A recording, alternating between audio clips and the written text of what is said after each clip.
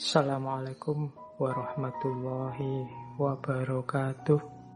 Oke, sekarang kita mulai masuk ke teori kritisnya sebelum masuk ke komunikasi. Jadi, yang pertama, Habermas mengkritik cara berpikir modern yang kita sebut rasional. Rasional itu bagus. Cuma orang modern rasionya jenis rasio instrumental. Rasio instrumental itu, rasio itu hanya alat untuk mencapai tujuan. Jadi rasio itu hanya senjata kita untuk mewujudkan keinginan kita. Rasio instrumental. Instrumentalia itu kan alat. Kalau musik instrumentalia itu kan isinya hanya alat-alatnya yang dibunyikan, nggak ada suaranya. Kalau ada suaranya nggak bisa disebut, ada suara vokalnya itu kan biasanya nggak disebut instrumentalia. Jadi kayak musik karaoke itu kan biasanya disebut instrumen saja. Hanya alat, karena tujuannya bukan instrumennya kan. Tujuannya kan bunyinya lagunya. Jadi rasio instrumental itu akal kita ini kita pakai hanya untuk mewujudkan keinginan kita. Kita pingin apa, terus dasarnya pakai rasio, pakai akal. Akalnya hanya alat.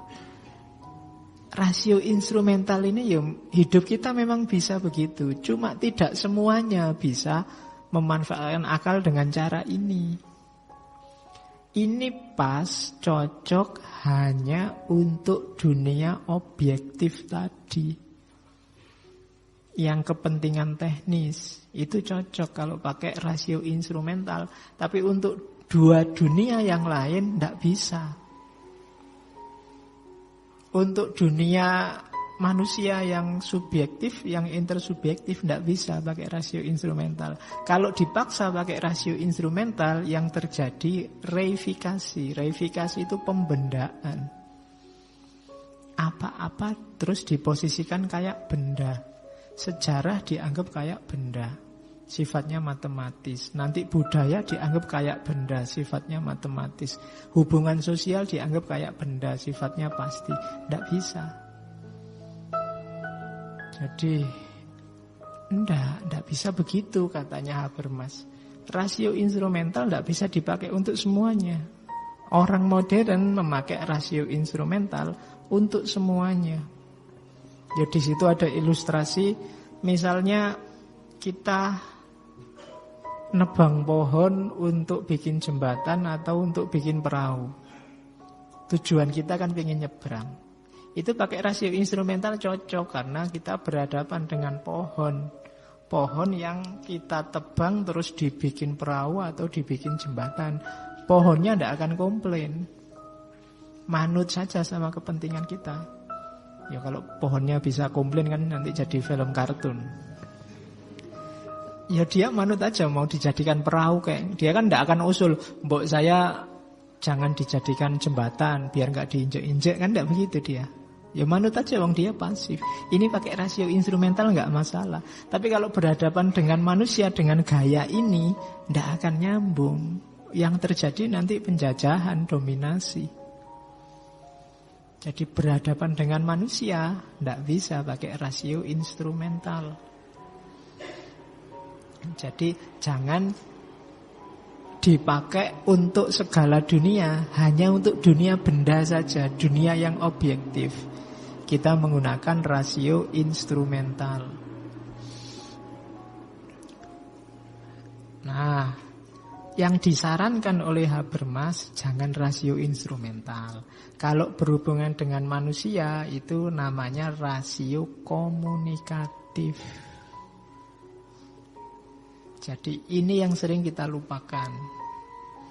Jadi tadi dibilang ya, setiap orang dalam hal apapun, pengetahuan jenis apapun ada kepentingannya. Ketika kita berhadapan dengan orang lain, berarti apa? Ya berkomunikasilah, biar tidak tabrakan antar kepentingan.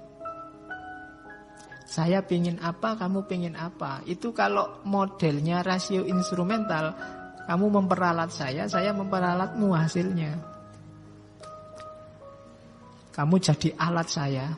Karena kalau nggak ada, mungkin kamu jadi alat saya untuk biar saya semakin terkenal, biar saya semakin itu. Kamu juga jadikan saya alat untuk kepentinganmu belajar filsafat. Ini kan rasio instrumental. Padahal kita manusia sama manusia. Katanya Habermas, manusia sama manusia jangan instrumental, tapi komunikatif, komunikasi. Pak, saya butuhnya ini loh Pak. Oh iya, saya juga butuhnya ini. Kita sambung aja. Pak, saya ingin belajar Pak. Oh iya, saya ingin ngajar. Kuatel saya ingin ngajar misalnya. Loh itu kan komunikasi namanya. Bapak ingin ngajar, saya ingin belajar. Nyambung, itu komunikasi. Tapi kalau instrumental, karena saya ingin ngajar, kamu duduk di situ ya, saya ajar. Biar kepentingan saya mengajar beres. Nah itu rasio instrumental. Tidak dua arah, tapi satu arah. Subjek objek. Kamu saya jadikan objek untuk kepentinganku, itu rasio instrumental. Tapi rasio komunikasi itu, kamu pingin apa, terus kamu ucapkan, saya pingin apa, saya ucapkan, terus kita bikin kesepakatan bersama. Itu namanya komunikasi. Misalnya kamu punya teman satu kamar. Itu kalau rasio instrumental ya, gimana caranya temanmu yang di kamar ini kamu manfaatkan untuk kepentinganmu. Temanmu juga pengen mengobjekkanmu untuk kepentingannya. Mesti kacau hidupnya. Karena kamu tidak kerasan mesti di kamar itu. Yang enak apa? Komunikasi wong sesama manusia. Mungkin yang ini kalau tidur ngorok, yang ini ndak. Kan tinggal diatur. Yo, kamu yang ngorok tidurnya belakangan ya, saya tak tidur duluan. Karena kalau yang ngorok tidurnya awal, saya tidak bisa tidur. Terus yang ngorok bilang, ya tidak apa-apa, cuma nanti kamu tidur duluan, saya tidur belakangan. Begitu saya tidur, kamu bangun, jangan salahkan saya. Ya wis, tidak apa-apa, yang penting saya sempat tidur. Itu kan namanya komunikasi. Sudah disepakati sebelumnya. Ketika dosen masuk kelas pertemuan pertama, terus dia bilang, kuliahnya gini ya, sudah ikut saja ini. Itu rasio instrumental. Kalau rasio komunikasi, saya usul kuliahnya begini, kalian ada permintaan apa? Minta A, B, C, D. Oh usulmu jelek, bagus saya. Doa ya. Jadi itu komunikasi namanya. Katanya Habermas, ya manusia sama manusia ketika berinteraksi jangan saling mengobjekkan, tapi mengkomunikasikan kepentingan. Jadi dari situ nanti lahir teorinya yang terkenal, Theory of Communicative Action. Teori tindakan komunikatif. Kalau didefinisi di bukunya, tindakan komunikasi itu apa? Interaksi minimal dari dua orang untuk menghasilkan mutual understanding tentang satu kondisi tertentu. Mutual understanding itu hasilnya adalah rencana dan koordinasi apa yang harus dilakukan bersama. Itu namanya communicative action. Jadi apalagi orang sebanyak ini, hanya 2 orang saja sudah bisa melakukan communicative action. Kalau 1 orang tidak bisa. Loh Pak, saya bisa komunikasi dengan saya sendiri. Ya itu namanya subjek dengan itself tadi. Dengan dirinya sendiri, bukan sama yang lain. Communicative action itu minimal 2 orang. Loh kan saya bisa pura-pura kayak orang lain Pak, ngobrol sendiri ya. Kalau ketahuan orang kamu dianggap stres. Nggak, jadi ngomong sama dirinya sendiri juga itself, dengan dunia subjektif. Ini dunia komunikatif yang melibatkan orang lain. Kenapa ini dilakukan? Untuk mutual understanding, saling memahami tentang sesuatu yang berhubungan untuk hidup bersama. Apa yang harus dilakukan, apa yang jangan dilakukan saat kita bareng-bareng. Nah itu tindakan komunikatif. Ini kritik awalnya pada paradigma kerja yang dicanangkan oleh kelompok Marxis klasik. Jadi modenya Marxis klasik itu kan mode saling menaklukkan.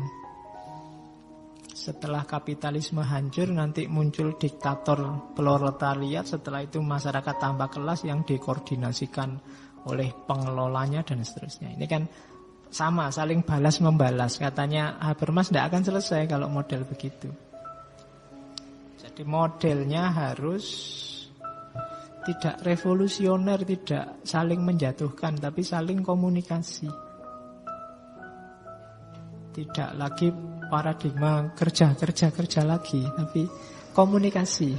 Wong ini hidup bersama kok. Kalau setelah komunikasi bersama diputuskan kerja, ayo kerja, tidak apa-apa. Jadi ini urusan manusia sama manusia, subjek-subjek, bukan subjek sama objek. Hari ini kita sering berpikir subjek-objek, termasuk kepada orang lain. Orang lain selalu jadi objek kita, untuk kepentingan kita, untuk kepuasan kita. Itu yang jadi titik kunci kenapa dunia sosial itu jadi menyebalkan. Karena relasinya selalu relasi mengobjekkan. Nanti ini kan termasuk teorinya Sartre yang terkenal itu, sehingga muncul orang lain itu jadi neraka bagiku. Gara-gara ada orang lain aku tidak bisa ngapa-ngapain sekarang. Mau kesini pakai celana pendek tidak bisa. Mau kesini sambil ngerokok tidak boleh. Mau itu gara-gara ada orang lain. Coba kamu sendirian nggak pakai baju pun nggak masalah. Maka itu orang lain adalah neraka. Itu kan Sartre. Biar tidak kejadian begitu, kalau dia Habermas ya kembangkan paradigma komunikasi. Wong kita ini manusia sama manusia. Komunikasi inilah yang dilupakan oleh teori kritis generasi awal. Ya boleh kita tidak setuju sama modern, tapi orang modern yang kita kritik itu juga manusia, yang hidup bareng-bareng kita. Maka kalau tidak hati-hati, nanti kita kritik, kita tawarkan sistem, akhirnya gantian, sistem kita yang menghegemoni. Mereka nanti tidak setuju lagi, ganti sistem, gonta-ganti terus. Maka katanya Habermas, jangan begitu. Ini manusia sama manusia, ayo rundingan bersama, ayo komunikasi. Oke, untuk malam hari ini saya cukupkan sekian dulu. Mohon maaf kalau ada yang kurang berkenan, mungkin 1-2 kekurangan apa, mohon dimaklumi. Kalau ada kekhilafan, kealpaan yang teman-teman ngerti benernya seperti apa, ya silahkan disampaikan. Kurang lebihnya mohon maaf. Wallahul muwaffiq, wallahu a'lam bissawab. Wassalam.